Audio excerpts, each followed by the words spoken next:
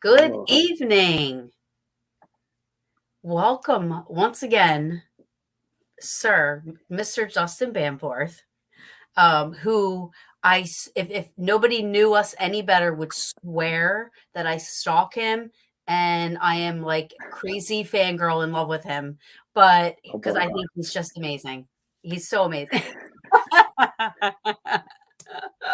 How are you this evening? Good, good. I see you had a really cool intro to the show while I was waiting backstage there.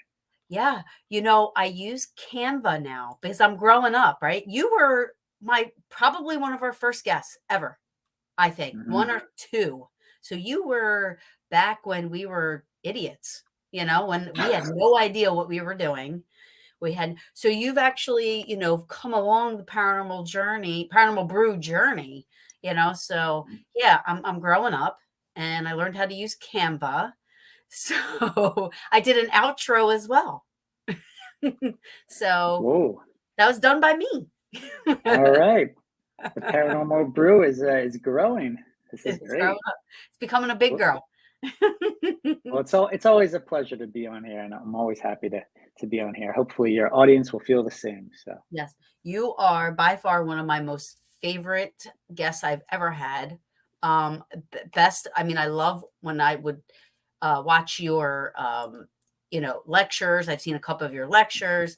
I know who you are, but for my audience that is new to Paranormal Brew and new to where I'm streaming, please just give some background to the amazing Justin Bamforth. Yeah, so I've been hold on, baby. Let me hold on. Let me stop you really quick. I wanted to say this. Justin had asked me before we went on live that if anybody has any stories for Justin that he would be interested in hearing, I will share the link to the show and bring you on. He wants to do kind of like an interactive thing, question and stuff, like talk to somebody who has had experiences in what he's going to explain that he does his research in and writes his books on. So basically UFOs, Men in Black. He's really looking for the Men in Black stuff. So if anybody has had any experiences with strange individuals that could possibly be Men in Black, please let me know. I will share the link and you can come on and talk to Justin, which would be really cool. I would love it. He's looking for some stories. So with that being said, Justin, go ahead and tell my wonderful audience about yourself. Yeah, well, thanks for tuning in, everybody. Hopefully we don't put you to sleep today.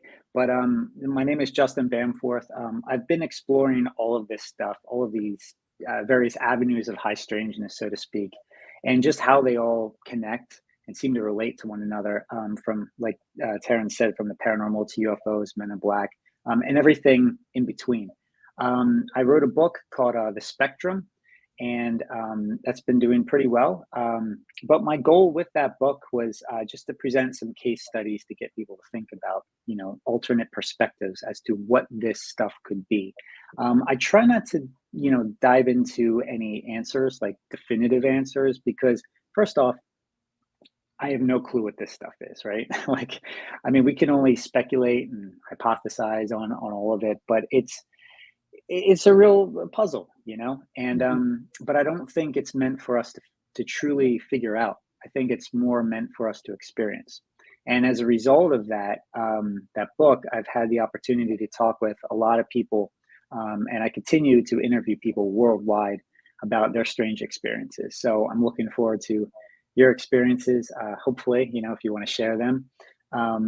But I will warn you about this phenomenon. It's very unpredictable, and it's very, dare I say, dangerous, as some of you may already know.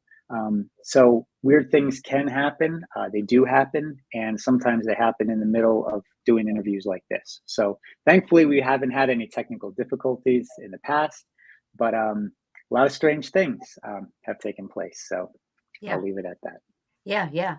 And my all-time favorite, of course, is the phone calls with Gary Sudbrink. And those phone calls, I remember, I tell everybody, when I was listening to those phone calls, um, it almost felt like I was listening to something I shouldn't be listening to. It was the weirdest feeling I got. And I wanted to stop, but I couldn't. It was almost like a pull, like this gravity pull, and it was the oddest experience I've ever had listening to them, and I think they are by far some of the best evidence of something out there. Now, a lot of people will argue, "Oh, it's a phone call, somebody could have changed their voice." There's so many things that people say. However, when you listen to it, the dialogue, how it's talking, the things it says. And there were other accounts from other people from day before, from other that had no idea what they were encountering until after Gary kind of was like, "What? I wasn't here yesterday. I didn't call you. I wasn't." So Yeah, the whole scenario is amazing. yeah, yeah. Anyways, Yeah, that's it's a really Yeah, it's a really peculiar case, and it's still one that I think a lot of people are fascinated by, just because it's so downright strange, right? Like, yeah, and that's what I like about these certain buckets of, the paranormal, or I refer to it as high strangeness, right? Because it encompasses all of this stuff. I love these cases of high strangeness that aren't easily categorized. You can't put in a quick bucket, and the Gary Sudbrink case is one of these cases, and it's something that I covered in my book, The Spectrum. I posted up on my website, normalparanormal.org. So if anybody wants to check that out, I'm trying to keep that as updated as I can. But you can listen to the phone calls for yourself on that site. Um, Remember, it's normalparanormal.org. .com was thousands and thousands of dollars. So I um, just shared the link there. cool. Yeah. So it's an interesting case, but that's how this works, right? The phenomenon is so strange. And one of the patterns that I've kind of learned from it, pursuing it and whatnot, is that there's a trickster aspect to it. And it will never fully reveal itself in the ways that you expect. Right. And a lot of times in the ways that we we wish we could be prepared for. And in the case of Gary Sudbrink, he wasn't looking for these phone calls, but thank God he had one of those, old school answering machines that he just pressed record on it and taped the phone call. Um, but his family is no stranger to this. They've experienced a lot of weird stuff, and so many other people have experienced it.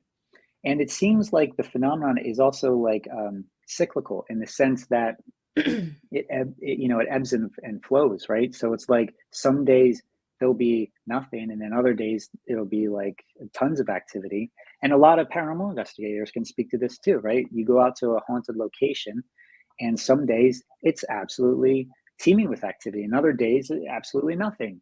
Right. So it's strange, you really can't predict how it is going to respond. Um, and I think that's also what drives a lot of mainstream science, kind of bonkers, because you can't recreate this in a lab controlled environment, at least not yet, right? But they're looking into this, certain people, certain you know well-funded people in academia and the government are looking into this. So future looks bright, hopefully. Yeah. So with that being said though, I mean, So I always say this. Always say, I investigate ghosts, if you will, for lack of better description. Mhm. Um, but that's what I do. Then there's people that hunt Bigfoot. Then there's people that research or hunt UFOs, right? So I find that what you're focusing and putting all your energy into is mainly what it is that you experience, right? So Mhm. I experience spirit, EVPs, audible voices, this and that. I've never seen Bigfoot. I stare at the sky, Justin. I look up, I watch meteor showers, lunar eclipses, any type of moon that's going to be in a weird color, shape, form, whatever. I'm obsessed with the night sky, obsessed with space. So I've spent probably a good amount of my living life looking up there, and to my knowledge, have never seen anything. Mhm. Um, I would like to, and I don't know if that's crazy to you because if somebody says to me, "Oh, I want to experience a demon," I'm like, Mhm. "Whoa." Anybody that wants that is a little crazy, you know? Right. So for me to Yeah. say I would like to experience something, I don't know if that's crazy or not Mhm. because on the paranormal side of it, things happen so fast that before Yeah. you realize what's going on, it's over with the situation. You know what Right. I mean? You don't have Yeah. time to be afraid or anything, at least for me anyway, but Yeah, well, there's also this element at play that I've noticed. Again, this is all from interviewing a lot of people over the years, and what I try to look for is I look for certain commonalities that they may relate to me, and I make a little note of it. And when you have a bunch of people starting to say the same thing, then it's really fascinating. And one of these aspects is this: when the experience does take place, people often respond in ways that is out of character, and they don't really understand it. Even looking back on the event in hindsight, they're like, "Well, yeah, why did I, act this way or that way?" It's almost like now that could be two reasons, right? That could be, maybe the brain just can't process certain things, right? So we Mhm. kind of change the way we behave. But then on the other end, maybe it's a byproduct or a telltale sign of the phenomenon that it is having such an effect on us that it's almost, dare I say, manipulating us or changing the way we respond. Uh, it's really interesting. But a lot of people, when I interview them, I always ask them that question like, okay, is this how you normally would have responded? And then they stop and they think for a minute and they're like, no, that's really strange. Why did I respond that way? Case in point, being these Men in Black encounters, right? Sometimes people always, they like to go into this thinking, oh, if I ever see a Men in Black, like I'm going to take my camera or my phone, I'm going to snap a photo of them and I'm going to get them on camera, and this is how I'm going to do it. They set this whole like strategy out, and then when the experience actually does take place, they don't realize it's a Men in Black encounter until afterwards, or they're so disturbed by it that they kind of like lose focus of their intentions, and that's happened to a lot of people. Yeah. Um, so it's very interesting. So look, if you can prepare yourself to uh, to experience this phenomenon, great, more power to you. But I can pretty much guarantee that it's not going to work in the way that you think it's going to work. And a Of lot of paranormal investigators listening to the show, they can certainly attest to that, right? right. You have all your recorders, you have all your equipment, you have everything ready to rock. And what happens? The best experiences happen when you turn all that stuff off, or when you're not ready for it, when you're on like a smoke break or something. So the only thing we can do is look at this, and be ready at all times. But it will happen in the moments that you least expect it. So, I love how you put it where you said, "Maybe we're not meant to know, we're just meant to experience." mm, You know what I yeah, mean? Like, no, and yeah, because let's think about it, at the end of the day, if somebody was on TV and a quote unquote ghost walked up and sat down and said, "Oh yeah, the other side is like this, and this is what happens when you die, and yeah, you got to like," and we got all the answers, then what? yeah, yeah. And that kind of brings up another interesting question too, is are the people who are experiencing this sort of stuff, who I like to call experiencers, um, are the experiencers, is there something that they have that the phenomenon needs in order to manifest itself, or no, in order to enter our realm, so to speak? Are we, do we play a more integral part into this than we think or that we may know? Or on the flip side, maybe it has nothing to do with us at all. Maybe we're just innocent bystanders, and for whatever reason, these things come in and out of our existence, but it has nothing to do with us. Again, as humans, we like to kind of like make everything into like a black and white issue, right? Yep. Right versus wrong, good versus evil. And, there's, I don't know, I tend to think, well, maybe there's another side to this, right? And again, not to turn it into like a Wednesday night sermon, but I tend to look at a lot of this from the Bible perspective, because I see a lot of similarities too, or a lot of interesting concepts. And one of those concepts was found in like the Old Testament, right, where there was this guy named Joshua, right, and he's getting ready to attack Jericho, and he's on top of a hill, and he sees a man standing off to the side, and he asks the man, "Well, who are you? Are you for us or against us?" And the man responds, "Neither. I'm part of the Lord's army." So, what does that tell us? That tells us that there are forces at play that have nothing to do with human agendas. It could be that this phenomenon, whatever it is, might be neutral.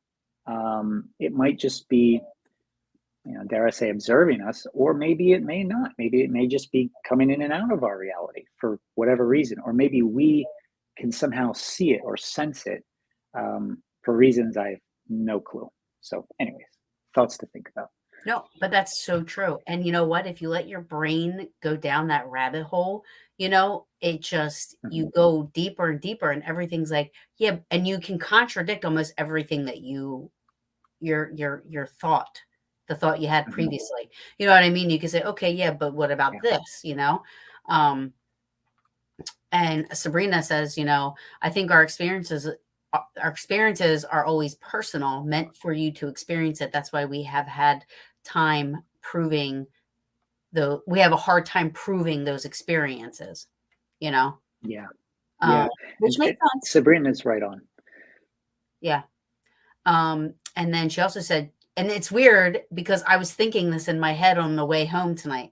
Justin, I would love to have you and Andrea Perron together talking extraterrestrial. It would be a long, amazing night listening to you both. I was thinking the same thing Yeah. because I was going to ask you, because I started recently thinking, like in the last year or two, like Mhm. everything's under this big umbrella, and there could be different reasons why I see it. But and I'm just using for lack of better description. I see a Mhm. ghost, my friend Ron sees Bigfoot, you know, um, you know, and so forth. You see Men in Black, whatever. Like Mhm. maybe it's all the same thing. We just perceive it differently, right? Or Oh yeah. maybe, you know. So I was thinking in my head that a lot of people in the paranormal field now are starting to say that they believe that the reason we experience paranormal stuff, meaning quote unquote ghosties, is because of UFOs, aliens, or extraterrestrials. So it's almost like they are starting to, and Andrea Perron is one of them, where, Mhm. the house, at first it was, just the ghosts and the spirits and this and that, but then she had come out saying, like, she believes that there's, and correct me if I'm saying anything wrong, Sabrina. I know that you've talked to her about this, but that she believes that there are extraterrestrial life surrounding the area as well. That Yeah. could that help this paranormal phenomena to happen. Yeah. And look, it's, there's a lot of different perspectives on this, and who's to say one person's wrong and another person's right? I try to reserve my opinions when it comes to what this stuff is, because I don't think we're asking the right questions yet. I think that we're a long way off from determining what it is. because again, we're not in that right mindset. We tend to, as human beings, we tend to think of things in a linear manner, right? From point A to point B, and things are happening here and there. But I don't think it's that simple. I think it's a very complex topic, and there's a lot of different layers to it. But Oh, I think we absolutely. need to keep asking questions and keep considering all these perspectives, because it could be that maybe it's a little bit of this, a little bit of that. It could be that maybe we're not dealing with one particular force. Maybe we're dealing with a bunch of different things, similar to like nature and animals today, right? There's a bunch of different species, right? Um, maybe there's a bunch of different types of energy. I don't know. Again, I can only Or speculate. or Mhm. the green men with the big black eyes are sending prototypes, if you will, down to see how we interact with different types. And like sometimes the program, it's almost like a matrix type thing, right? Sometimes the Mhm. program might produce it. They tried making a large, let's just say they tried making a large man like Andre the Giant, to replica, Yeah. but they, something got wrong and it had hair all over it. And when it beams it down, um, it looks like Bigfoot, and then sometimes when they try to replicate people, maybe we are as spirit, ghost hunters, or whatever you want to call it. Mhm. We're seeing it as a shadow figure, or we're seeing it as a, this and that. And the voices we're hearing are really these voices that are being prototyped or copied and sent down, and we are hearing them this way. See what I'm saying? Like you could go down a rabbit hole with it. Yeah, absolutely. I mean, it's again, it's all speculative, right? So that's like, again, but it's good to keep asking these questions, because I don't think you or me or anybody listening today is going to truly come to a definitive conclusion with any of this stuff. But if we can present things to kind of get to encourage that thinking, right? And to look at things as not how we've been led to believe for so many decades, of research right now, that ghosts are the spirits of dead people, aliens are from outer space, Right. Bigfoot is some sort of cryptid. Well, maybe all of these things are interconnected. Maybe all of these things are just, maybe they're mental projections based on, I don't know, dare I say, maybe there's just throwing ideas out there, but maybe it's pulling from like a collective consciousness, these archetypes. And Mm, maybe the phenomenon has no definitive form, but right. it is just appearing as certain things so that we can visibly see it and we can Right. identify it as such. It Right. kind of gets into this whole topic of theophany, right? Which is like, it's the it's taking something that it's a visible manifestation of something to humankind, and again, this is from a spiritual perspective. But when you look at how God was personified in the Bible, right, you never saw his true form. He always appeared as something else, like burning bushes, a pillar of cloud or fire, or storm. Angels took the shape of other human beings, other things. I mean, look at even how Jesus spoke to his disciples. It was never like a truce. It was never a obvious statement. It was a parable, right? It was something else to get you to think. And I think the phenomenon acts in that same realm, right? It doesn't give us direct answers. It gives us little clues, little glimpses into its reality. And I think the more open we are to that, the more we kind of realize that, the more we can be better prepared to handle it, or at least to better process the experience. So, Yeah. Um, I was thinking too, like doppelgangers and stuff like that. Like you just, how do you, all that stuff is oh just. yeah, Anthony says, yeah. Justin, when was the last time you encountered a man in black or men in black? On a side note, you do not have to say anything, especially if you feel it will endanger you if you were to share your experience with us and this gets out to them. Well, um, no worries, Anthony, because they're already at your door. No, I'm just kidding. Um, I was no, gonna so say, there's the first weird thing. Tell them they're not getting on their way there. No, it's look, it doesn't quite work that way. So, all right, I'll be honest with you guys. I've never had a true Men in Black experience. I've had a lot of strange encounters that make me think, all right, this is a little unusual, but nothing definitive that I could say, oh, yeah, that was a true MIB encounter. But that being said, I think I refer to it as like a I don't know how to describe it, kind of like a delayed mirroring effect, where it will tend to impersonate certain things, or it will. Or let me backtrack here. Because there's a lot of layers to that. What I've noticed, Anthony, is that I don't have the direct experiences. People in my inner circle do. And case in point, I went to speak in Bordentown, New Jersey. Sabrina was there. This was a long, long time ago, maybe 2019, maybe. I think it was right after I released my book. I did an event for Marty and Marcia, who some of you may know. They own a bookstore called On Angel's Wings up in New Jersey. Great bookstore. Anyways, they invited me to speak. And I spoke about the Men in Black, whole 2-hour lecture. Great, done. 2 weeks later, they were standing outside the venue, and there was another speaker speaking. Actually, it was Michael Lewis and Rosalind Lewis. Oh, I love, love, love, love. Yeah, they were speaking, and Marty and Marcia are outside the venue having a smoke break, and they have a Men in Black experience. A single man in black, rather. And this man did things that they said, could not be done. I mean, he was walking at such a high rate of speed that they didn't even see him from one, kind of traveling. They just like saw this weird guy, looked at each other, looked back, and now he's already made his way across the street in an extremely quick amount of time. And he's down the street, then he's back, and he pops his head into the venue. Then he's gone. They got a good look at him, and they said that he looked like this stereotypical man in black.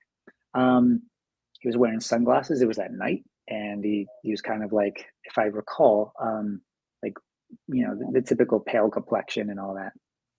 Looked a little strange. But was he there for Michael and Rosalind? Perhaps. I know Michael had a direct experience. He's had multiple experiences with these people. You should ask him about it sometime. But he gets very, uncomfortable talking about it because it's very disturbing.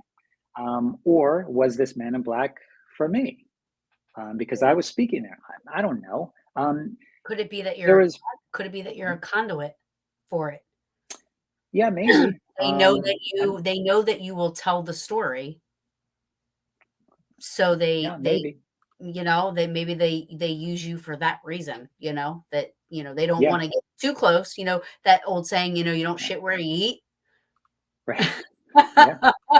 So maybe they're using you to tell their story.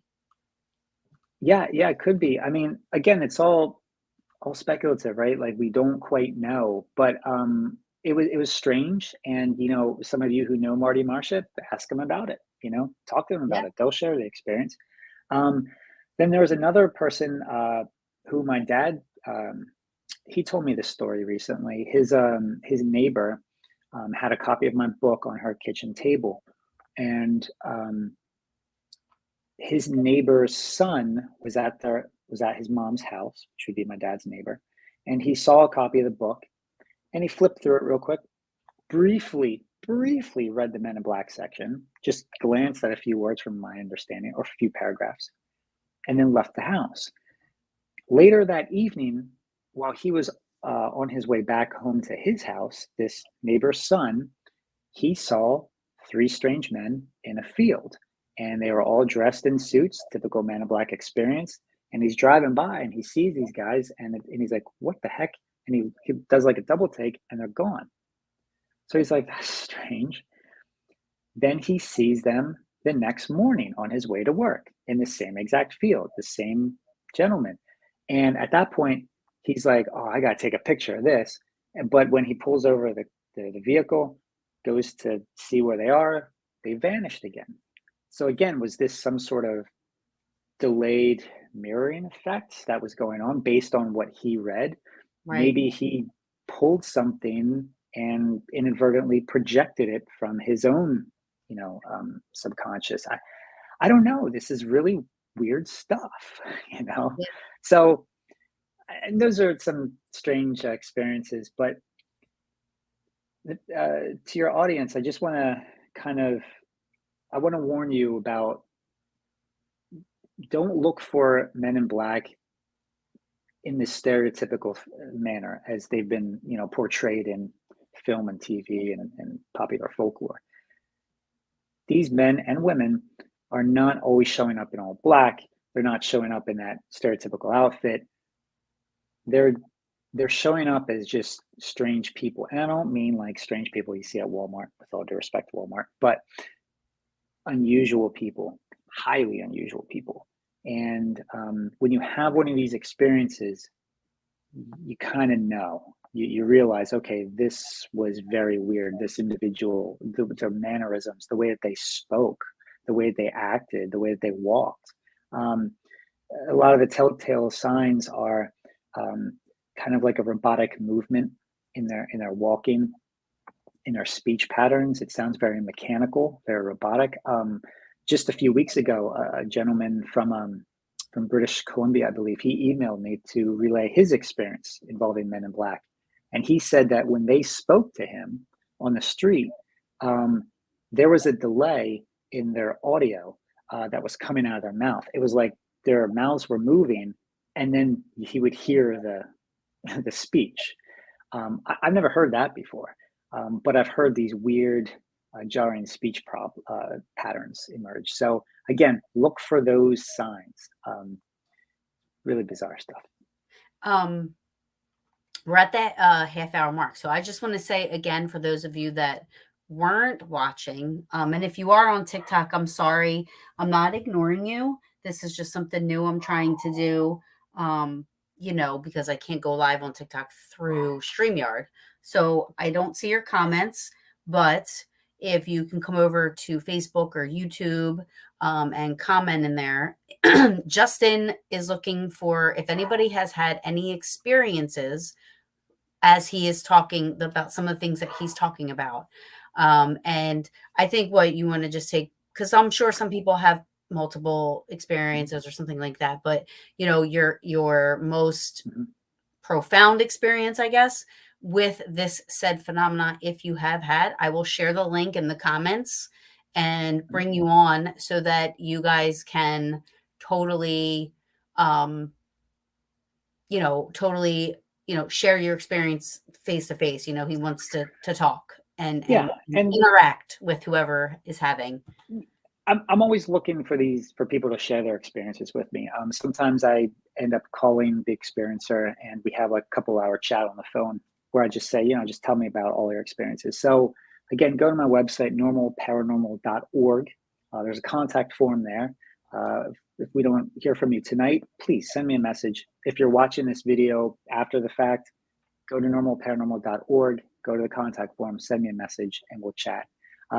It's really interesting because, going back to Anthony's point about have I had any of these strange experiences? Well, I'll share this recent experience. A lady, she contacted me from New Zealand, and she saw one of my lectures on YouTube talk about the Men in Black. But she messaged me for something totally unrelated. It was about some paranormal events where things were being misplaced in her house, only to reappear a few minutes later, a few seconds later. There was a really, really interesting case or experience that she shared with me where she just trying to gather my notes. I take notes on everything so I don't lose any of the details. But she was here we go. She was planning to make coffee and toast, right? And she was heating up coffee in the microwave, and the microwave starts beeping that it's done. And she thinks to herself, this was her quote, "For unknown reasons, I was momentarily stressed that if I put the toast down, I wouldn't remember where it was." So she told herself the toast is beside the toaster as she put her plate down. So she went to the microwave, she opened the microwave, takes out the drink, turns around, and the toast is now on the bench on the other side of the room. And ironically, that is where she was already planning to go with her coffee and toast. Um, No. yeah, so a lot of these experiences happened to this woman, and she was going to share all these experiences. Really profound story. Anyways, she emails me, and I couldn't interview her right away because then she went dark, and I couldn't get a hold of her. And I'm like, okay, well, that happens a lot. People share experience and never hear back from them. She responds I think it was like a week later, and she said, "Look, I was really scared. Shortly after I emailed you, my son and I, we had this strange experience with these joggers um, in this park. And again, they took on this kind of like this strange people thing. And she said, she described these two joggers that they were shorter individuals, but they stood extremely close to one another. But the motion of their arms and legs did not match the speed that they were moving in reality. And I thought that was really interesting. And she said, plus their head didn't bob up and down like a jogger normally does, right? Oh You know, wow. you jog, you're like this. They're just like, Yeah, and they were that just is weird. advancing forward. It was very, very freaky to her. She got really upset and bothered by this. And then there's some other strange experiences that happened. So, anyways, we joke about it, but she was like blaming me for it because she heard this lecture. So, I don't know. Wow. Wow, blaming you. So that's like that's tough, right? I mean, I, like yeah, and instead of saying like because I mean, she had the experience before ever talking to you. yeah, I mean, well, look, don't get me wrong. She's so her name is Julia, and she's great. Yeah, She's a wonderful woman, and but she was very disturbed by this, and I can't yeah, blame her. You know, it wasn't. Sometimes these things happen. People aren't ready to experience it. They're not ready to expect it. You know, as much as we wish that something strange would happen to us, when it actually does take place, it can be very unsettling. right. That's why Especially I'm those saying of like, you yeah, yeah, I was gonna say, especially those of you who have lived in haunted houses, right. it's not a fun, pleasant experience. So Well, I mean, it depends. If it's it Casper or depends. Slimer, I'm all in. You know what I mean? But Yeah, yeah, some other stuff it, going on, like yeah. what was it with oh my god, why am I drawing a blank? The movie that everybody says they love and I wasn't it's not on my top 5, but the one with Jack Nicholson. How am I not remembering the name? Wow. Um oh my gosh. It's all right. Crazy. This is also part of the phenomenon, sudden amnesia. So Total. I totally cannot believe I forget the name of the movie. It was filmed in Colorado at the Shanley was it oh, The the Shining. Stanley Hotel. The Shining. Oh my Uh-huh. god. Oh, oh my gosh. What? Yeah, that's a great film and story, obviously, by Stephen King. So it's yeah, but look, I have tons of these reports that people have sent me over the years. I mean, we could spend all night talking about this. I could just share with you all of these case reports. I mean, a lot of them I don't get a chance to go out and interview, go out to the location because a lot of these people who contact me are all over the world. Another one from a man who he was jogging in the Scottish Highlands, and he saw this. And this guy used to be an amateur football player, or soccer as we call it, right? And he was jogging with his partner, and all of a sudden, this older man again comes out of nowhere and starts jogging, like jogging, running, accelerating at a super high speed. He's right up to this guy, and the witness looks at him and he's like, oh, this is weird. And the guy just goes by him with just like this very pleasant expression on his face. Oh, And okay, nothing unusual about that until he realized that the man had no ears, no physical ears. oh wow. And this was in the middle of the winter. And this man didn't even have like boots on or shoes. I think he was like wearing like flip flops, and he had no like hiking backpack on or anything.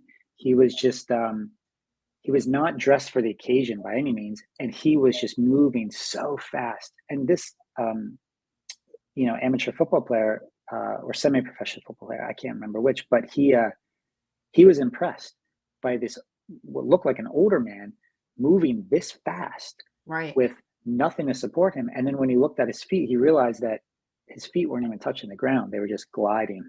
Oh, wow. And I've heard that in other experiences too, with these strange people. I don't want to Really? say like Men in Black because they're not always Men in Right. Black, but these Yeah. strange people encounters.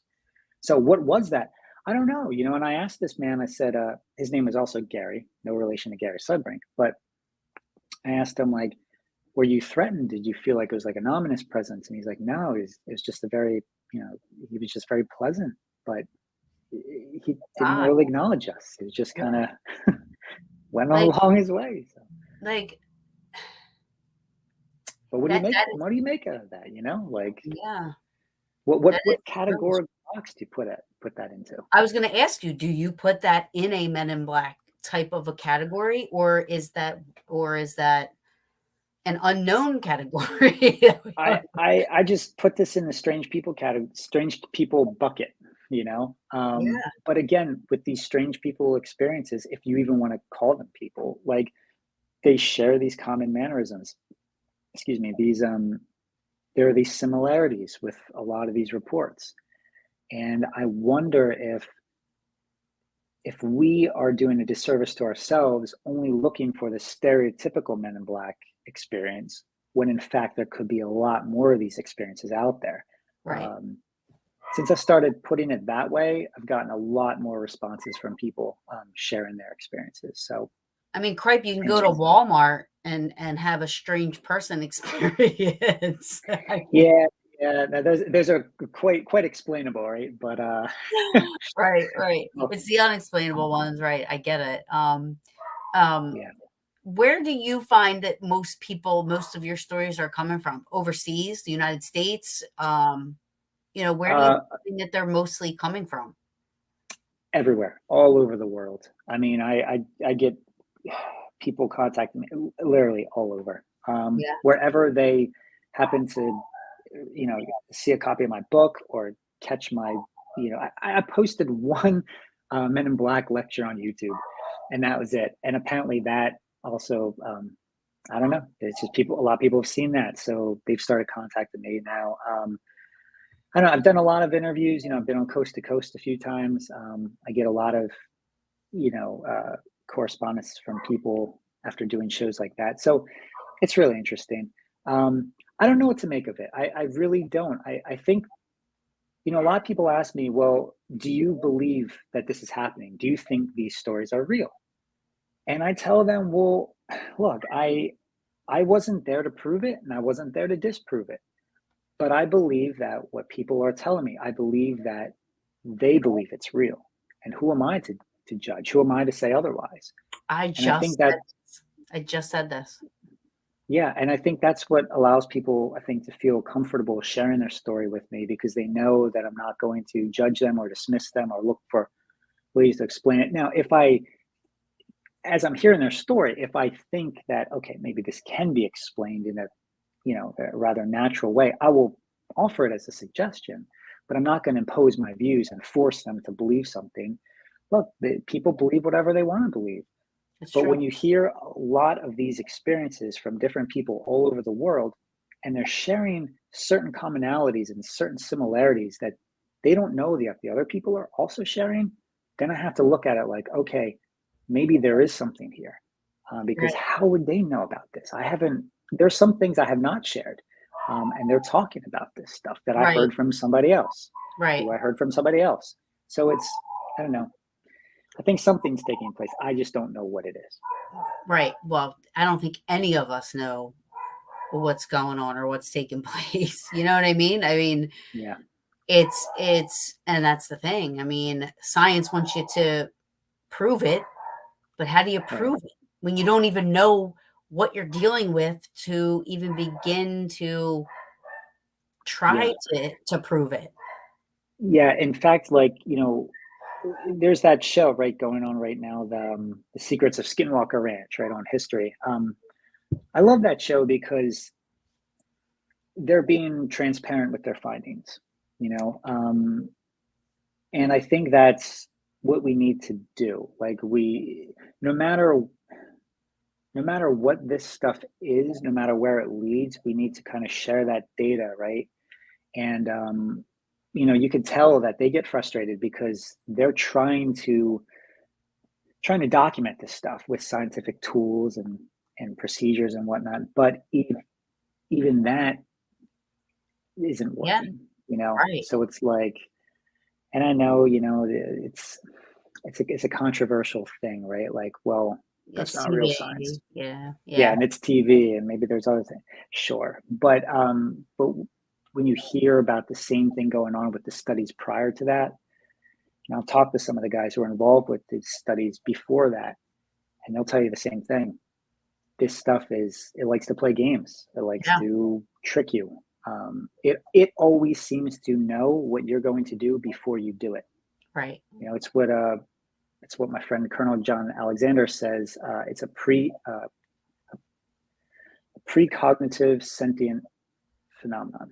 You know, it always is one step ahead of you. And I think when the phenomenon is one step ahead of you, it makes it very hard to track, to capture, Right, to predict. right. Oh, for sure. And then some of the stuff, I mean, I was going to say to you, Justin, you got to get us, and yes, I say us into Skinwalker Ranch. Oh yeah, well, get in line. You know, I I don't have know, that. I know. I know Theatrical access. it's crazy. I know that's a It crazy. it is crazy, but you know what? If you want to get out there, like it's not just the ranch that's experiencing the activity; it's the whole Uinta Basin.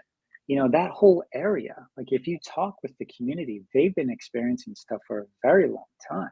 They have stories that they can share. It's not just limited to the ranch, and there's that that phenomenon that is also tied to not just Skinwalker Ranch, but also I think the phenomenon in general called the hitchhiker effect, Hmm, where you can bring something with you know, and inadvertently so. It's what causes that. You know, that means that the phenomenon may not be tied to a location. I mean, that's a scary thought. You know, I think we like to think that we're more in control over this than I think we really are. And I think we're very naive to think that just because we're going to go into a building and cover ourselves with white light, that it's going to protect us. And it may, or maybe it's the intention. Maybe it's our mindset. Maybe it's when we shift our thinking. Maybe that's what protects us. You know, right, maybe there is some aspect of the phenomenon that latches onto that fear or latches onto that uncertainty or maybe plays off of that, you know, lack of confidence. I don't know. Again, we can only run experiments, right? So maybe some people who are paranormal investigators who are listening tonight, maybe when the next time you do a case or you do like an investigation, try to apply some of these different experiments, try new things, look at the phenomenon from fresh eyes, not what people tell you it is or what they think it is, but just look at it more objectively. Maybe that'll allow you to kind of I don't know, maybe it might surprise you. So, yeah. I just want to say again, I just shared the link to come on the show if you have a story for Justin. Um, you know, again, he's looking for stories. Men in Black, if you know anybody, if you're watching and you know anybody that's had a really strange experience, strange person experience, or something like that, please tell them to hop on really quick. This is a judgment free zone. And I don't let anyone, you know, make fun of anybody, belittle or heckle or anything like that. So um, please come on. And share your story with Justin. And if you don't feel comfortable coming on, like he said, you can go to his page, normalparanormal.org. And there is a form on there. You can reach out to him and you guys can talk privately. But please, if you've had an experience, please reach out to Justin. I know that if I ever have an experience, you're the first person I am calling. well, One, you I'm know, gonna be like, what the hell was that? And what the hell do I do? Well, here's a tip too for your audience. When an experience does take place, write it down immediately, because you're going to forget a lot of details the longer you wait to document it. Memory is fallible. You're going to lose track of some of these details. We have to acknowledge that, right? We're not going to remember these things. Case in point, when you have a dream, right? You wake up from that dream and you're like, oh, I'll remember it tomorrow. And you don't, you know, keep a book right by your bedside table so you can log your dreams. But the same thing with the phenomenon, when you have an experience, write it down immediately. Now, I will say this. There have been times, and this is where it gets into like the very strange aspects of how the phenomenon may operate. There have been experiences when I've had a strange event take place, and I'm like, okay, I'm going to write this down right away. And then it's almost like my mind is trying to convince me not to write it down. And that gets really weird. That gets freaky. It's really strange. I mean, this stuff, there are effects from the experience, I think, that I don't think we're aware of. And I think, again, there's this trickster at play. Rosemary Ellen Guiley, she used to refer to it as the jinn or the jinn. And some of you are probably familiar with the jinn. And I think the jinn take different forms, and I think we call it different things. In Western society, we call it demons. I think there's a lot of, in Europe they call it, fairies and what have you. I think it's Elementals, all yes. elementals. Yeah, yes. I think it's all the same. I think it's the trickster at play, and I think there's this aspect of the phenomenon that has something to do with that. So, anyways, push that aside, write it down, log it, write down the date, time, all the details that you can remember, even the weather. I've been doing that for several years. I now have a log of experiences, and I have a lot of experiences, but something happens, I write it down on my phone, write it down. Wait, you yourself? Oh yeah. Yeah. I've started for a long time. When something takes place that's very unusual, no matter how much my mind tries to downplay it as, oh, well, that's weird, but it's nothing significant, I will write it down, because you never know when that might actually be significant later on, or someone involved with that experience, it might have some sort of significance to them. I'll give you an example here. This happened I'm pulling up my notes here. This was June of this year. And so I'll share with your audience this. I haven't shared this publicly yet. Yes. So here you go, the Paranormal Brew exclusive. Yes. So this is really weird. I should have like this exclusive thing that pops up. So my wife is an excellent cook, and I was helping. She was making some homemade burgers, right? Some burger patties, and I was helping her like seal those burgers in one of those food saver systems. So I was doing it on our upper floor in the kitchen, and I was taking it to the lower floor and putting it in the freezer, right? Well, when I came back upstairs after having just placed some in the freezer, my wife says that my phone was ringing. And I asked her, okay, from where did you hear it ringing? She told me the office, which is this room that I'm broadcasting from. I then told her, well, that's impossible, because my phone had been in my pocket the entire time I was downstairs. And she looked confused. She looked a little scared.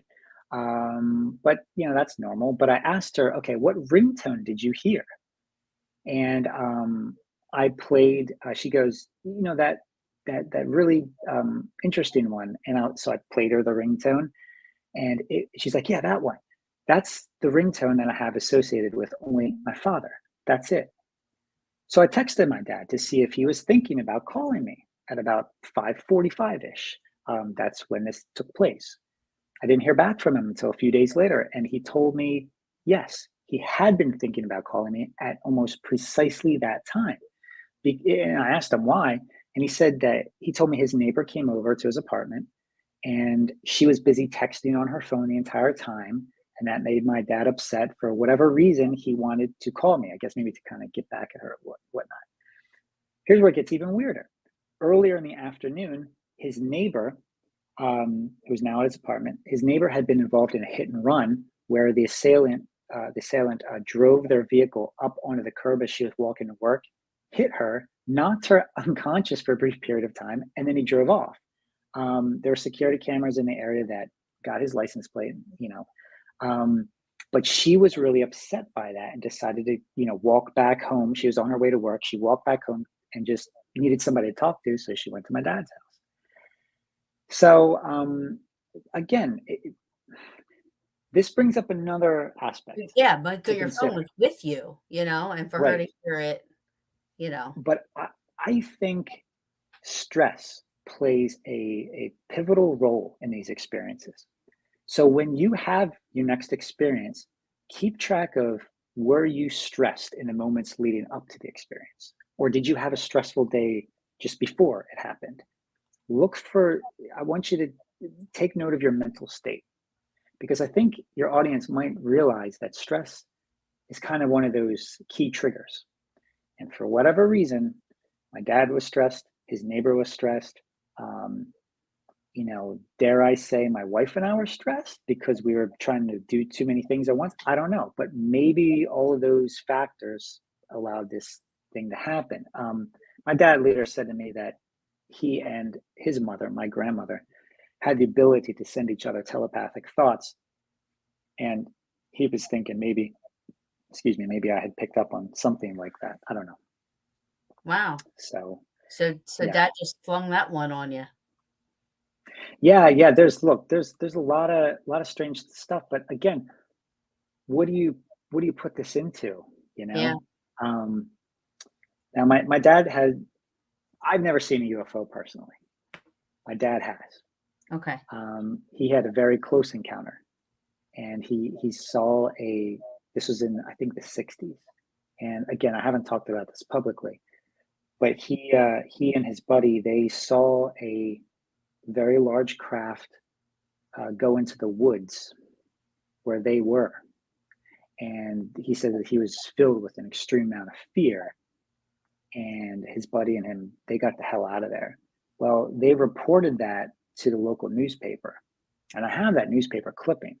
I'm going to be talking about this in future lectures and presentations. But what's really bizarre about that is what happened afterwards.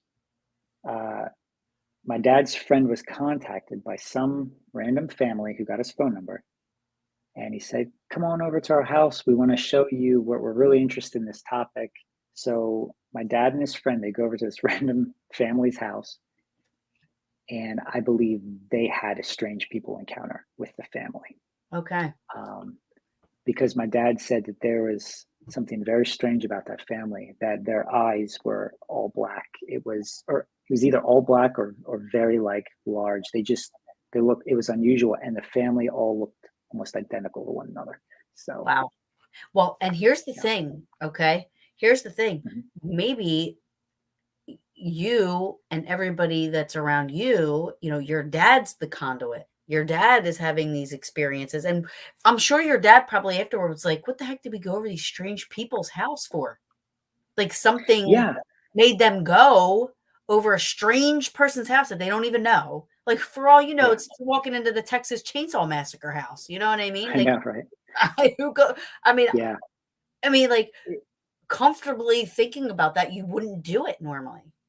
Yeah, it was really, really interesting. And then he said that this family, they showed him and his friend all of these pictures of UFOs and even what they believe was this alien being that looked like Christ. And then he said that my dad got uncomfortable because he saw things that looked like classified documents.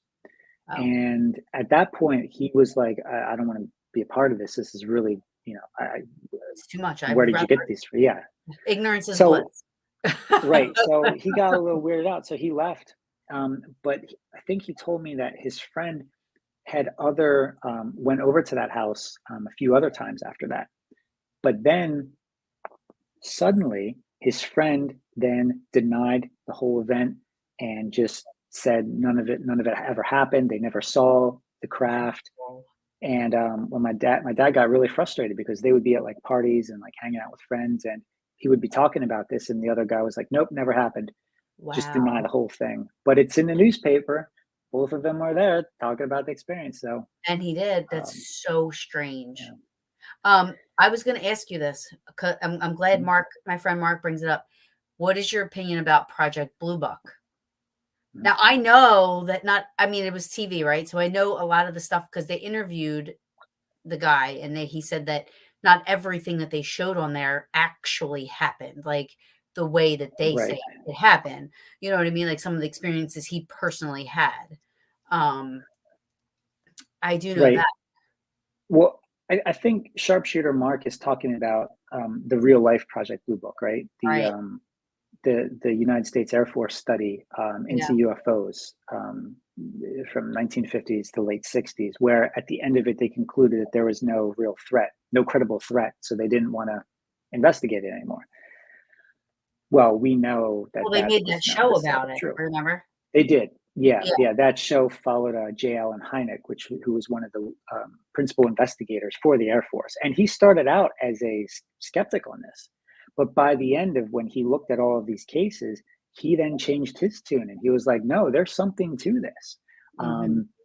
But again, there were a lot in Project Blue Book. There were a significant amount of reports that were not identified.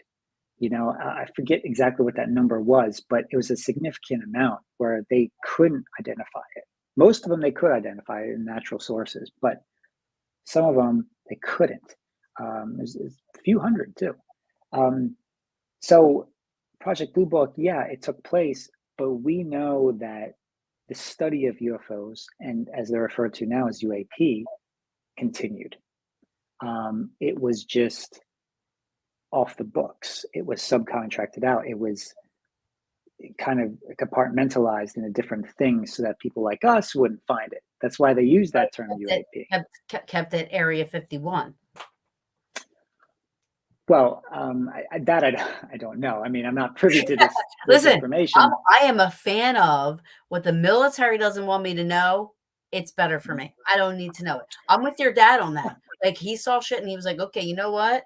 Yeah, Maybe I shouldn't be seeing this because if I know, this might cause me issues, so I don't wanna know," you know? yeah.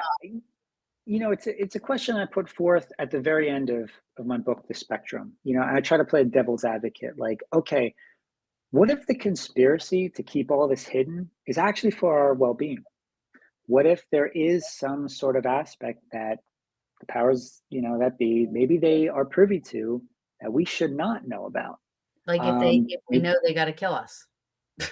yeah, or and maybe even more disturbing. What if our knowledge or our acceptance of that information creates a ripple effect where it opens up a door where these things come through now, and you can't shut that door again? The reason I put that forward is, again, interviewing people over the years, I've now started asking about their family history. And what I've learned is that these high strangeness experiences, it runs through a family line. But at some point in that family history, some door was opened, either accidentally or on purpose, intentionally. And I think it was at that moment that it kind of comes through and it kind of haunts families. Dare I say, a generational curse, so to speak. Again, speculation. Take it with a grain Well, of your salt. dad, Yeah, now maybe. you, Yeah, right? yeah, maybe. Um, Or maybe it goes, beyond him. Maybe it right, was his dad's dad or something. I don't know. yeah, Anyways, and, food like, for I mean, thought. you even said Gary's family, the whole family, Yeah, have experience, so, maybe there is something to that where it's, but even the military now, though, is saying that they've acknowledged, and you can correct me if I'm wrong, mhm, because I don't watch the news that much, I don't really pay good attention to choice. it, but I know, but I feel like I've heard that they have actually come out and have acknowledged that there is some sort of unidentified presence in the universe, Yeah. whatever Oh, yeah. that may be. They've come out and publicly have said that now. Yeah. Yeah. It's funny. I just got a message from my brother. He just texted me now. He said, "I ain't cursed. Speak for yourself." So he's tuning in live on YouTube here. Oh, But thank you. Thank you. but you're right. I mean, the government has acknowledged that these things are real. These UAP, unidentified aerial phenomena, are taking place, um, and they're being observed by credible witnesses. Right. Um, they are studying it. They know that there is something to this, but it is not a foreign adversary. It is not what we think it is. And I think more disturbing is we don't know what its intention is.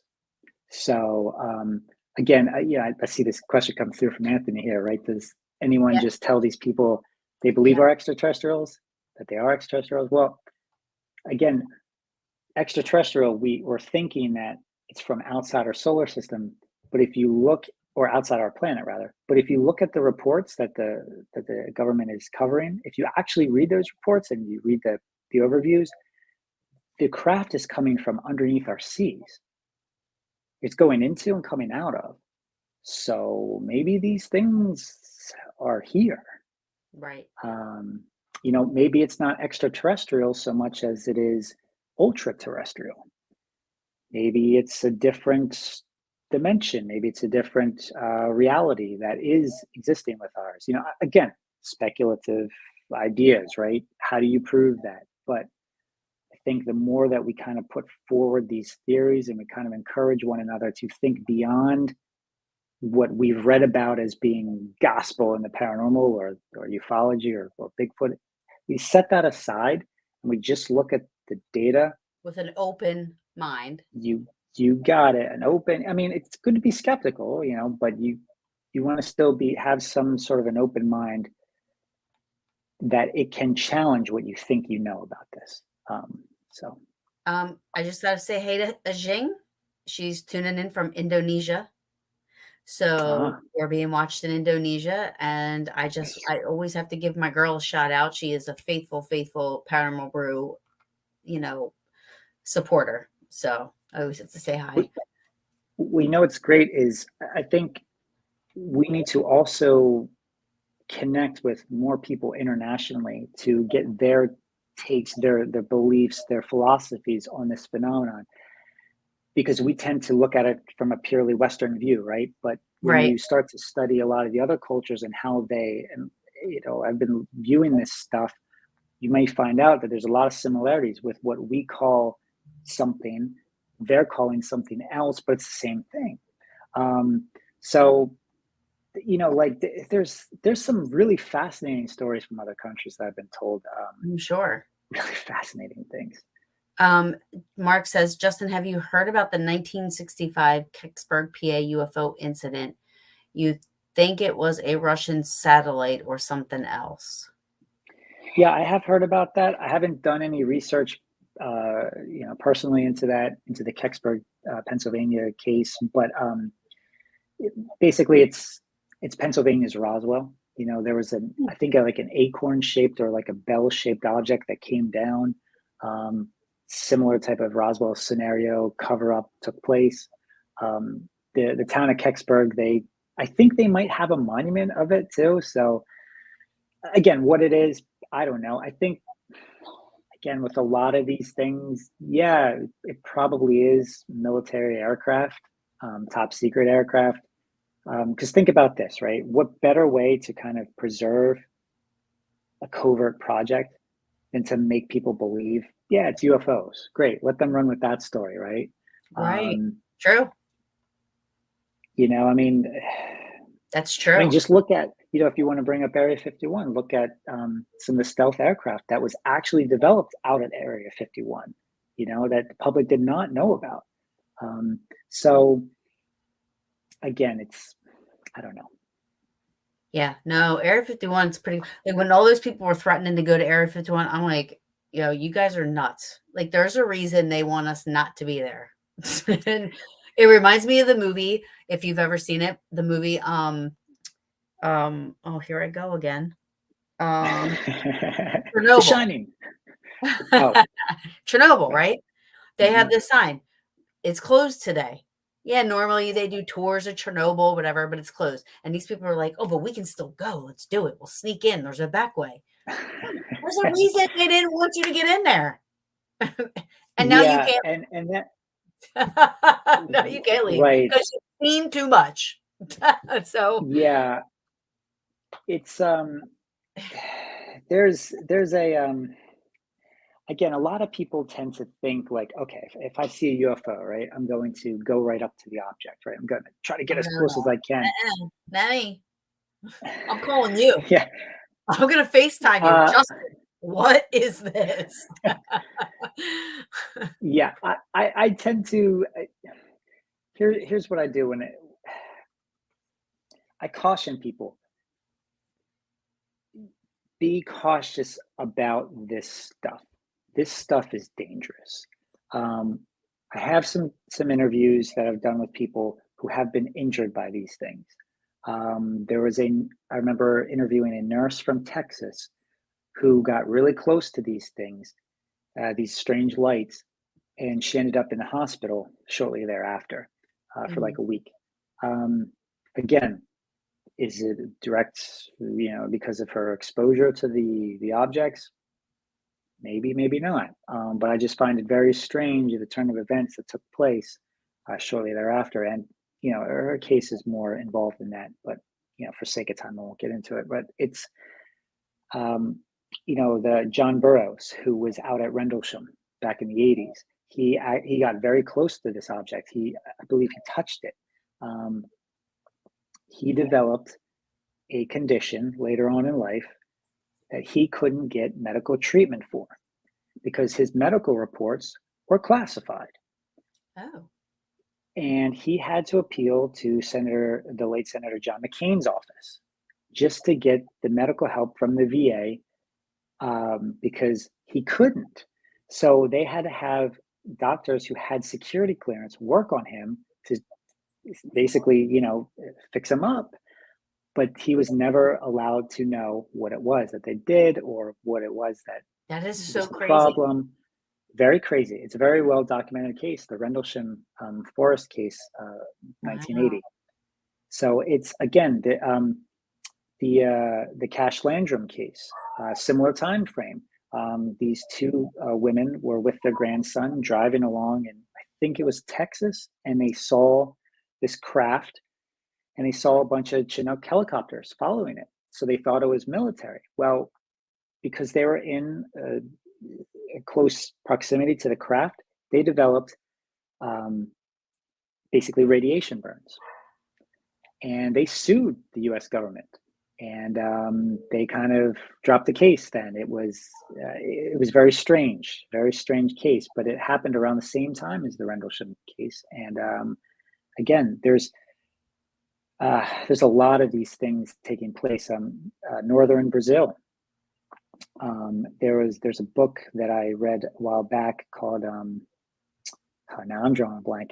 Um, I'll get the book here for you in a minute. But it was all about these cases in northern Brazil where people saw UFOs, but the UFOs tried to capture them. And sometimes these people were getting maimed from these UFOs. They were getting injured. They were even getting killed.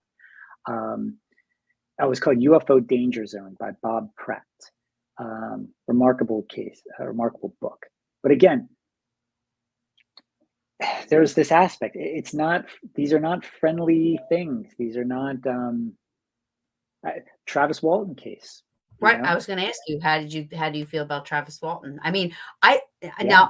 now I talked to him, and when you talk to him, I know exactly Mhm. what you mean by, and it's important that you say credible witness because you're not dumb. So I know you could probably pick out if somebody's kind of just telling a story as opposed to something happened, or they Mhm. believe something happened. Um, so Travis Walton, when I talked to him, Mhm. it didn't matter if it was true or not. I'm talking to him and I'm like, this man went through something.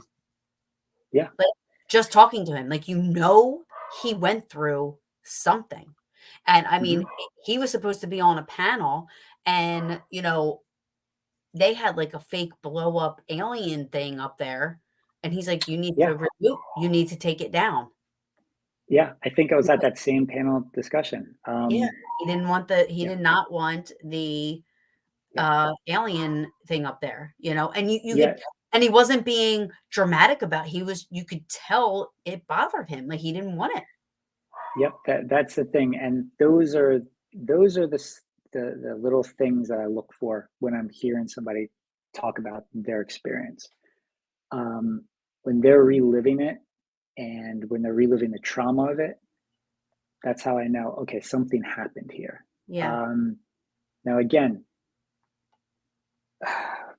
something happened at Travis Walton. There's a lot more to his case than has been revealed. There's a lot more to his case than I think he wants to get into. One of the other loggers emailed me um, to share some of his experiences. There's a lot more to that story, but yeah, it's something happened to him and those men out there. Yeah. And maybe in time, Travis will share more of it, but it's fascinating. And that's not the only time he's ever seen a UFO. Right. Right. Right. So, And you can tell, like, um, and you can just tell, like, when I was talking to him, like, you could almost feel it. yeah. And see, and that's what the interesting thing was with the phone calls. It Mhm. kind of related me back because of the feeling I was getting as I was listening to those phone calls. I tell everybody listen to them, but yet they hear me talking about them. Like I'm like, yeah, I'd rather listen to the tapes of someone being exercised. I'm sitting here listening to this. I'm like, it's the most fascinating thing I've ever heard. Fascinating. Yeah. Um, and I don't care what anybody says. Like, I mean, and people will sit there, but there's I felt something just listening to those voice message, you know what I mean? And Gary, Mhm. I have befriended Gary. I think he's amazing. I think he is awesome. And I even had him on, Yeah. and we talked about all that stuff. And, you know, people like him, and it's sad. People don't want to tell their story because of, I mean, legit, they get heckled and berated and called crazy and this and that, which is, I had to beg him to come on. And I said, listen, you you could set like a precedent for people like yourself that don't have anybody Mhm. to talk to or go to, and know that it's okay to talk about this, because there's a lot of people out there that won't talk about it.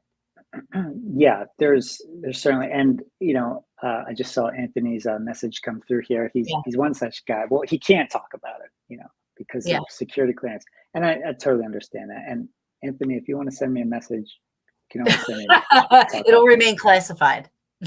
No, but again, I don't want people to share what they can't share, obviously. But yeah, this stuff is disturbing, but it's not. I think there's a lot more of it out there than we think. And I know that there's a lot. What I think is if Gary received that, excuse me, if Gary received those series of phone calls, that means someone else also received a series of phone calls. And that means someone else may have received a series of phone calls. There's a lot more of that. I've met, well, I know of two people who have received bizarre phone calls of that nature, but they didn't record it. Um, this happens. Again, I just wish people would talk about it more. Yeah. Um, That's why I love but having you on. again, right. But again, who do they report it to? Right. Like Right. you can't go to MUFON because it's technically Justin not a Bamforth. UFO report. Yeah, you come to me. And it's funny because a lot of people reach out to Linda Moulton Howe, and who's an excellent investigator, but she's very, very busy. So a lot of people, when they write to me, they say, "I tried writing to Linda, she wouldn't respond, so now I'm writing to you." Okay, well, I will respond. That's fine. I'm not that busy to Hey, I ignore mean, you. it's a compliment. I mean, you're the second person that I mean, you would be the first I would go to for sure, hands down. Like Well, I mean, don't even come to me. I mean, just as long as you get your story out, right? As long oh as you no, I share would it. go to you. Um, well, not you, but I mean, like somebody else, right? Like share it with somebody else. Like get your story out there. But because you'll find that a lot of people have also had strange experiences like you. You, meaning people who are watching tonight. Um, I've had a lot of strange experiences that I don't know what to classify it as. Um, I, you want me to share another one with you? Yeah. I have a I lot. want I I don't want know to how say much this. time we have though. No, but I want to say this. I So, like, if I were to start paying attention to these I have weird experiences with people all the time. Now, I know that Mhm. I attract weird people. I think I'm one of those people that just like, people just start telling me their life stories, and I don't know why. Okay. It happens all the time, right? And I know that that's not anything extraterrestrial or anything, strange or whatever. But I Yeah. attract these people all the time that just I'll be standing looking for a box of Cheerios, and the woman standing next to me just looks over and she was like, just starts talking and just starts telling me like, oh, and my son, I can't get him off drugs. And it's like stuff where you're like, why are you telling a complete stranger? All of this stuff happens to me all the time. And I'm like, my boyfriend's always like, you never meet a stranger. You just don't meet a stranger. I'm Huh. like, it's really weird. But I mean, like, because you say, like, after, like that one woman, after, she talked to you, Mhm. she started to Yeah. have all these other experiences. Do you think people become, like, if you start to pay attention more, do you think your mind can maybe play tricks on Like you? you absolutely. Like you kind of like if you get in that mindset, right, where you become like ultra paranoid, then you Right. start to see things and But absolutely like it.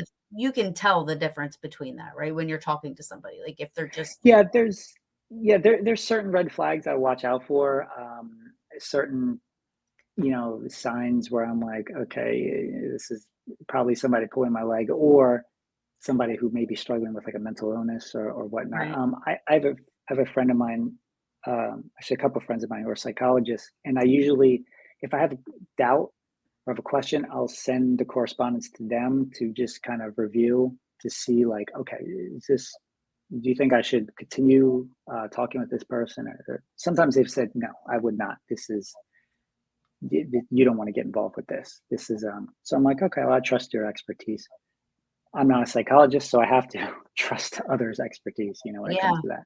yeah, There's a lot of I get a lot of weird uh messages. Um and I get some nasty ones. I mean, hey, look, it comes with the territory, but yeah, every once in a while you get that really good one. And I'm like, okay, let's talk, you know. yeah, What is frustrating though is when somebody shares a story and I reach back out to them and they just disappear. ghost me, they Yeah. just disappear. Now, I mean, I don't know. I I mean, don't do you know. say that maybe they aren't being fully honest and they get kind of, like, "Oh, if we talk any further, he'll find out my story isn't true," and you know what I mean? Like, or do you Mhm. think there's No, something mind playing there? I mean, again, all of the above, or True. none of the above. Right. Um, I can't say, right? Because I only have that one contact message that they sent me, and I'm like, holy cow, this is incredible. Like, um, and then that's it. Like, here, I'll share one with you. I don't If understand what this you want. person means. Yes, I do. Justin, I would have you on for 7 hours if I could. Okay. Well, let me be respectful of your time. How much time do we have tonight? We have some time. We have some time. So Okay. it's my show, so, he All says, right. "Hey, can I please ask where do I go? And if so, do you see where I may be?" I don't know what to make of it, but maybe you can further elaborate, Mr. Conrad. Um, I'm sorry, I don't understand. So Right, that's fine. Yeah, sometimes people are typing on their phone and auto yeah, yeah, corrects. yeah, yeah. That's what I'm saying. Like if there was like more to add to that story, but go ahead, tell us. Yeah, Um, let me find. oh, may end up, but I still don't know what you mean. So, hey, can I please ask where do I go? And if so, do you see where I may end up? I don't, I'm not quite sure. I apologize. I don't Oh, understand the. that's okay. What? Well, that's all right.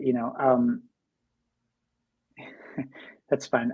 So, well, he's collecting his thoughts. I'll just share this one story here. So this was, and hello, England. Mike from Manchester, England. Yeah. So there you go. Hey, you have an audience of worldwide, of all Yeah, sorts of people, right? yeah, yeah. So, Indonesia, England. this is great. So, so this came through. Somebody emailed me, and he said, I worked on Alcatraz Island between 1999 to 2008 as a historical interpreter with the Golden Gate National Parks Conservancy. Uh, then he was telling me that every week there's a list of these printed visitors, or a printed sheet of the visitors. Sorry, he made a group reservation, and he was telling me that everyone checks the list because some schools have a bad reputation for leaving graffiti and whatnot. So one day he's looking and at the list, and he sees a group of 17 from Air Force Office of Special Investigations, the AFOSI. And as we know, that office looks into this stuff. So, anyways, they show up, and this was about 2005, 2006. And he says, look, it's not unusual. We get police, visiting sometimes, obviously of interest. But he's been fascinated by UFOs since childhood. So he asked his manager if he could kind of like lead them on a tour. But he didn't mention why he wanted to. So um, he said that, he kept it super professional, gave the regular tour, didn't stray from his historical narrative, while trying to still be fun. But he said, here's what was strange. One, three of them had black eyes and heavy bruising on the face. Hmm. Another man had an arm in a sling. And he says, two, during the tour, which lasted about 45 minutes, they all stared at me. All 17 of these men just stared at me. No smiling or laughing during jokes. No talking between themselves between stops on the tour. And this gentleman goes, I'm a good public speaker. I know how to entertain people. I've been on TV. When I asked if they had any questions, total silence. None of them had cameras or phones, that they were using. Um, after they ended it with this gentleman, they took the audio tour and then left. And he saw them at the dock again before departure. Same story, no conversation, no photos. They all left together, spent the minimum amount of time on the island for a guided tour, and that was it. But here's the kicker. He said, except for the injuries, I would have thought they were robots. Oh, wow. They were all dressed casually and otherwise normal, but I never before or after saw anybody behave similarly, especially a group of cops. They always want to hear about escape attempts and so on. Anyways, so that's something that he shared with me. And I That's think interesting. that So that fits. was the part that like triggered you, like, okay, Yes, this you is got it. uh-huh. Yeah. So a lot of times in these reports of these strange people, sometimes there'll be a group of people and they all look the same. They all do the same type of mannerisms and whatnot. There was a, a friend of mine who was another investigator, part of API, the Aerial Phenomenon Investigations team. Her name is Marcia Barnhart, and she looked into one case that she was sent where these two guys they pulled into a gas station up in California. I think it was California, and they saw this huge military convoy, and they saw all these guys get out of the military convoy, and they went into the little like convenience store, and they all stood in a line, and they all bought, I think it was a bottle of water, and they all paid for it in the exact same way. It was like $1.03, and they all had exactly $1.03, and they all paid the same way. And these two guys, they were behind this row of soldiers, right, waiting to pay for their things. But what they noticed is that all of the soldiers, they all looked identical. They had no hair on their heads. They couldn't even see pores on their skin. They Wow. were like on the backs of their necks or anything, and they all did the exact same thing. It was like $3, $3, $3, and it just walked out single file. It was the strangest thing. So then they followed this military convoy on their way out, and they saw the military convoy just disappear into the cliff. Like it was like, where did they go? Wow. They were followed. So it was, I forget what road it is, but it was like they were on this road and the military convoy was on this road, and they were kind of like Parallel, right? parallel. They weren't like following them, but they were like parallel to them. And then they just saw the military convoy just disappear into the cliff. I had messaged another one of my friends who is, who has experience with this sort of stuff. And he said, again, his perspective is, he says that there are certain areas that look like cliffs. They're actually bases. They have like hidden entrances, and it looks like you're just disappearing into it. Again, I don't know. But anyways, yeah, clones, maybe. Yeah. That seems to come up, with the Men in Black reports. Are these people clones? There's a famous video. Well tonight. Yeah, there's a famous video on YouTube that your audience can look up. If you look up Men in Black caught on video camera, there's a case, the Niagara Falls incident, and I interviewed that gentleman who they came looking for. That's a real video taken by a hotel security camera. Men in Black. Oh, wait a minute. Was this it's where it was like looking down and the two men are walking in? Yes, I remember seeing that. I remember seeing it. Yeah, it's the Shane Silvar case. That phenomenal case. I mean, that actually did happen. That is real. And he wasn't at work that day, right? He was not at work that day. I read like, about that case. What would have happened if he was there? Yeah. Well, again, like these questions, right? Like we ask ourselves after the fact, like, what if Gary had not answered the phone, when the beep of call waiting came? What if he was not on the phone with his friend when that call came through? What if he had never phoned his friend, who said he was, he had already called? Again, all these what ifs, what if Shane did show up at work that day? But the reason I bring that up is a lot of the witnesses who came face to face with those two men said that they looked like clones. They looked identical to one another. And that's crazy because you have more than just one person's account of that interaction. Yeah. Yeah. So it's, I don't know. That's why I say, to people, look for these unusual encounters, these unusual people. Don't look for Men in Black as the stereotype. Just be observant. Yeah, we're not looking for, hello, Mr. Anderson, because that's what I always think. Whenever I think of Men in Black, I feel like they look like the guy from Matrix. Yeah, and look, in some of the cases they do. Some of the case reports they do. Other ones they don't. What Michael Lewis experienced, him and his brother and his friends, what they experienced did not fit that bill. Right. And they even had a code name for them whenever they were around. Whenever these guys were around, they would refer to them as the Beastie Boys, and they would say, "Hey, look, I think it's the Beastie Boys." So it was just a random code name that they picked up because they didn't want to tip them off, to say, "Hey, we're aware of you." Right. But I cover a lot of that in my book. I get into details. Yeah, can you share? I see your books in the background. Can you kind of you just put them sure. Up? Yeah. So this is the book. It's called The Spectrum. You can get it on Amazon. Amazing. You can get it you can get it on Angel's Wings in Mount Laurel, New Jersey. You can get it at Barnes and Noble. You can order it internationally. Those of you in the UK, in Europe, and in Indonesia, you can also order it. If you read it, write me. Well, Let me know what you think. Too. Yeah. Oh, yeah. So, so this one. So, all right. So this one is a little bit different. It is a poetry book, or a collection of poetry, prose, and thoughts to get in trouble with. So I wrote this for a couple of reasons, and nobody, I'm surprised, nobody has has interviewed me about the poetry stuff, which is fine. I know it's not for everybody. Um, I love poetry.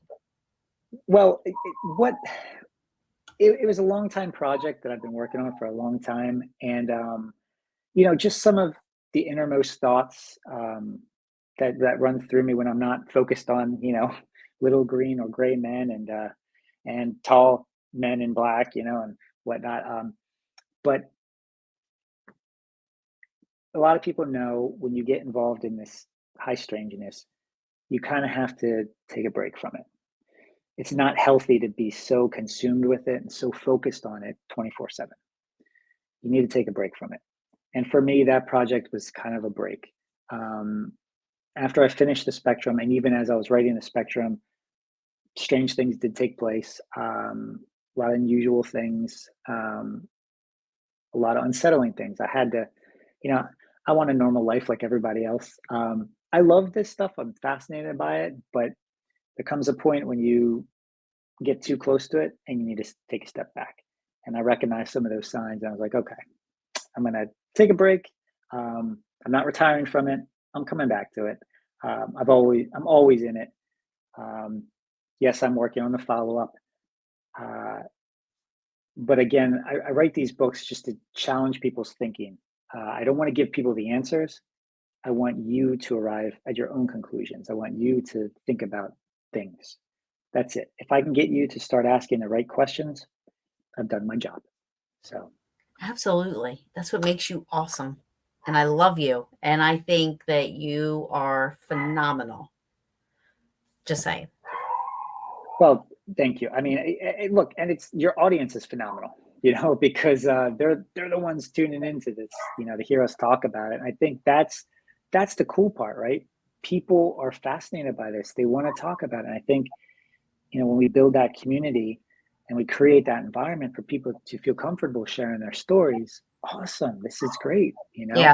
Um, I I know. think I somebody, wish I wish somebody would have came on and shared a story, but I mean, I totally understand why people don't do it, especially after talking to yeah, Gary, you know what I mean? And, and hearing some of the things that he goes through because, you know what I yeah, mean? He's just, and it's very sad that people are that way, that okay, people can believe that some of the shows on TV are real and swear by it, but yet here's this man telling a story or, and a credible story. He even has yeah, a recording of whatever happened to him. And yes, he had other stuff happen to him, but to, to bash that, but then be so accepting of the other stuff, you're kind of contradicting yourself because how do you know what yeah. it is that you're dealing with? Yeah, it's fascinating, but it's also frustrating. Uh-huh. Um, I yeah, there's, sometimes when these events take place or when somebody shares a story with me, I'm like, wow, that's incredible. But I'm like, now what? Like, it was a Right. once in a lifetime experience. Um, Right. there was one lady in Canada. She actually sent me a photo. I don't have the photo with me right now, but she was out golfing with um, with a group of her coworkers, and this was also around Niagara Falls area. And Mm. as they were golfing, she's taking pictures of the golf course, and she sees, I think it was a fox, on the golf course. Um, so she takes a photo of it, and because why wouldn't you? It's really I cool, would. right? I would totally Yeah. take a photo of it. Well, as she's reviewing her photos at dinner that night, she sees that there is a little girl also in the photo in the field right in front of the fox. Um, and this girl you could see the pigtails, you could see the outfit. And Justin, you gotta get that photo. I wanna see it. yeah, I'm still getting to the bottom of the story first, but Okay, go ahead. Yeah, yeah. but I interviewed her, and she talked to me about her story. She's never had any other experiences besides that, but even just that photo, taking that photo, it's very unsettling for her, and she's very you could tell she's like, this is freaking weird. Yeah. But the interesting thing is that the golf course, uh, I think it was like the site of what, like a big battle in Canadian history there. So um, it could be that that particular golf course may have had some of this like bleed through, right, of different realities, and maybe that's what she was picking up on.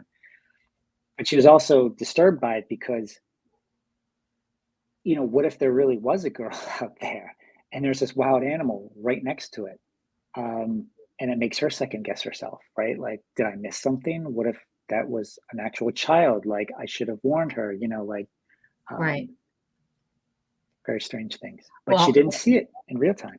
yeah, but, and that's kind of like what happened with me when back long time ago, when Mhm. I was trying to take Marty's class for mediumship.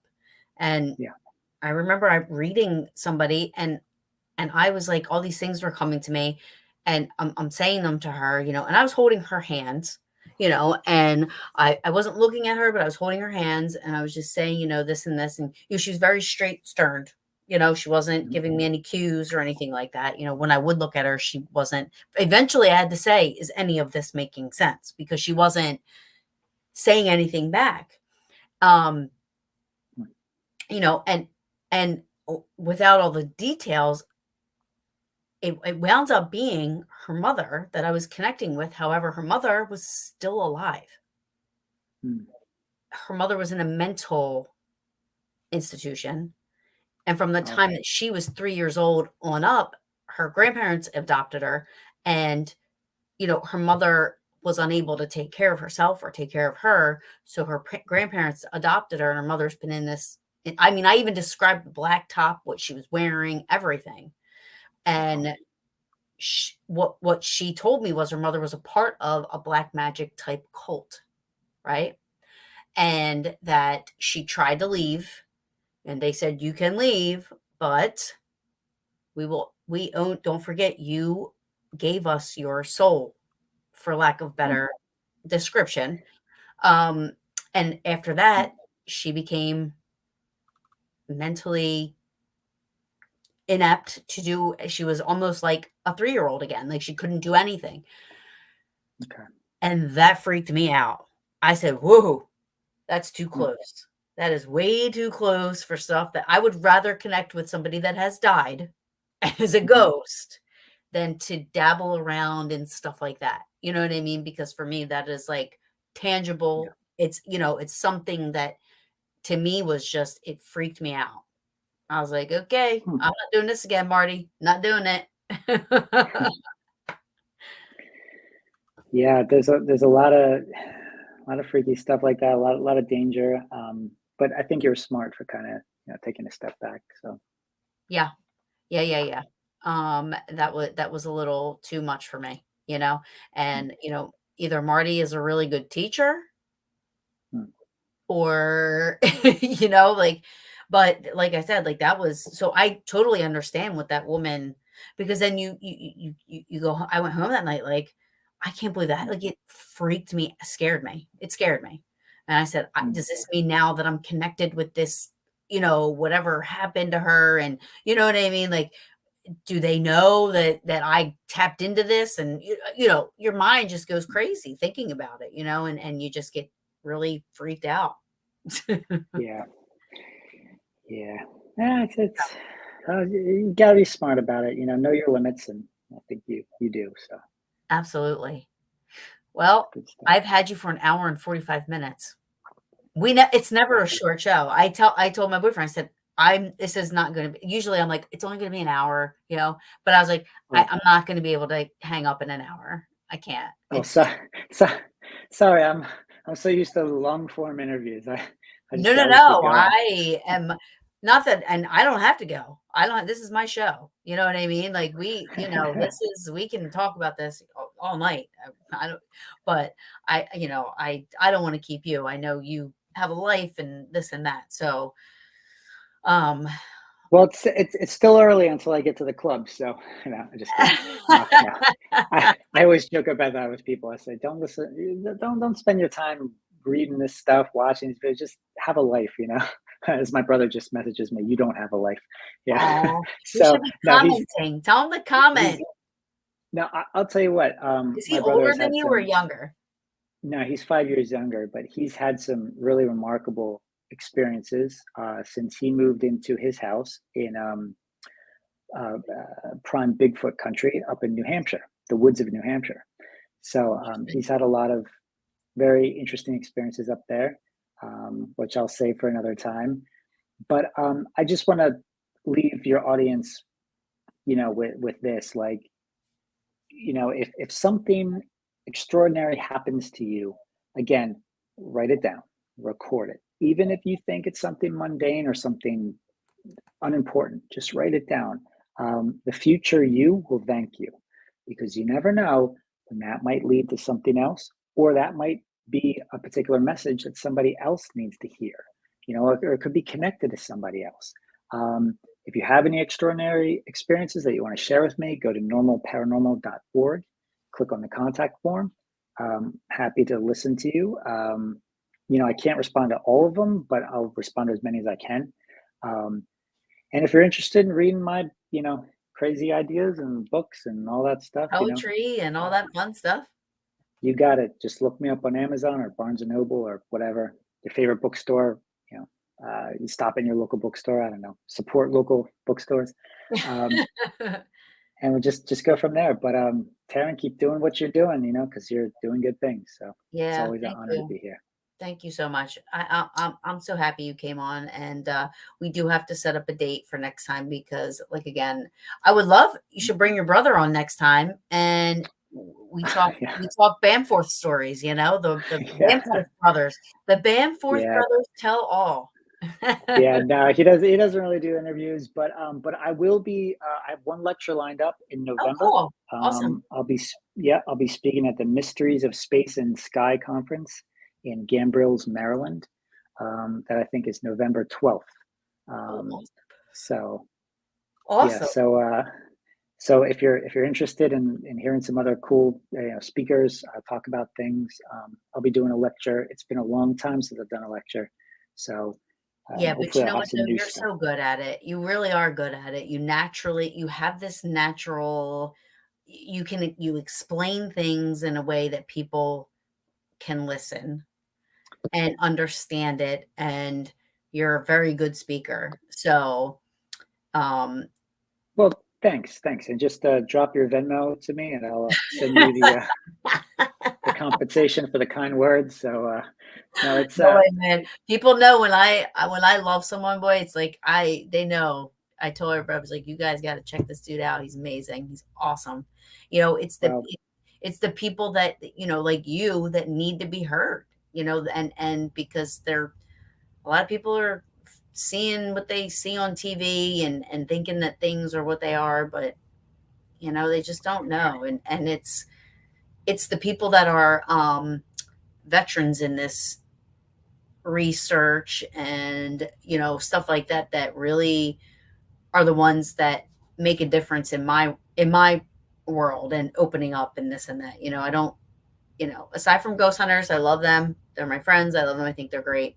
But you know, I look to people like you, who, I had Brandon Hodge on a couple weeks ago, who is a researcher for, planchette and Ouija boards and stuff like that. And, it was very interesting, because I mean, he has a planchette that was like one of the first planchettes ever made, and, learned wow. about all about that. Yeah. I mean, so, these are the people that I love to have on because I feel like your education, your knowledge is key for investigators, no matter what you investigate, no Well, matter what. I may not have. Look, I may not have the answers. I'm just sharing, the stories and the experiences that people share with me, and I'll continue to do so as long as, everybody sends me, and talks with me. I'll listen Yeah. to everybody. But yeah, there's just I don't know where this is going to lead. I don't know where the phenomenon will take us in 5 years, 10 years, 200 years. But I think what's happening now, we're living in very strange times, but we're living in very exciting times. And I think Mhm. we're making huge strides as far as removing the stigma of all of this phenomenon and getting normal people to talk about this, to talk Right. about their paranormal experiences. Hence Absolutely. the name Normal Paranormal. So, Yes, absolutely. all right. Again, thank you. And if anybody has anything, please visit Justin on normalparanormal.org. But you also have the other justinbamforth.com, is it? Yeah, that's just my my personal site. I mean, I'm trying to figure out what direction I want to take that in. You know, during the day I work in marketing and design, so you're going to see a lot of my, you know, professional portfolio stuff there. But you know, I'm trying to kind of blend the two worlds together, or three, or four, or five. I feel like I'm living in a multiverse. You know, there's all these different Maybe you versions of are. me out there. But yeah, who knows? But anyways, if you're looking for just the straight weirdo stuff, the strange stuff, the dare I say crazy stuff, but yet the fascinating stuff, go to normalparanormal.org. So, Yes, yes, absolutely. And I thank everybody for joining me. I will be on vacation next week, so I will be replaying an old show. And you know what? Maybe I just might play the show that we played the phone calls on as a follow up to this show. oh, So okay, people sure. can, so people can hear that. I mean, everybody asked, "Are you, can you share this?" I said, "Well, we already had a show about that, but I'm sure we'll bring it up because I am fascinated by that case that he had, the case story that he had." It's a strange one. But yes, but thank you everybody for joining us. And Justin's brother, thank you so much for chiming in and Nah, talking nah, don't thank him. Don't talking thank him. through He's fine. Justin. That was cute and funny. Yeah. And Thank you, everyone. yes, and until next time, Justin, so much love to you. All right. So much love. Thank you, my friend. All right. Take Good. care.